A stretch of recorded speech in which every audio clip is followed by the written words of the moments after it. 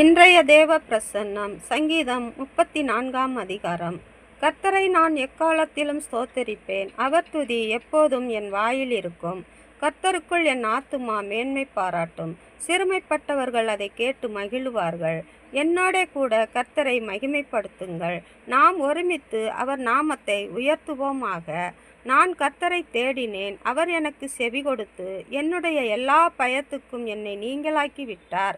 அவர்கள் அவரை நோக்கி பார்த்து பிரகாசம் அடைந்தார்கள், அவர்கள் முகங்கள் வெட்கப்படவில்லை.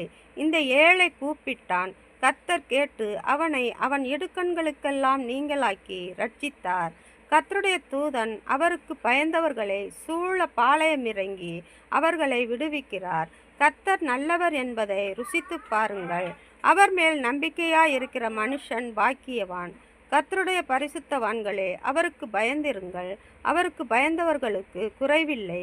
சிங்கக்குட்டிகள் தாழ்ச்சி அடைந்து பட்டினியாயிருக்கும், கர்த்தரை தேடுகிறவர்களுக்கோ ஒரு நன்மையும் குறைவுபடாது.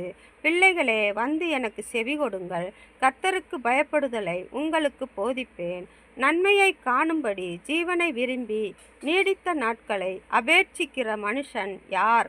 உன் நாவை பொல்லாப்புக்கும் உன் உதடுகளை கபட்டு வசனிப்புக்கும் விலக்கி காத்துக்கொள். ஆமேன்.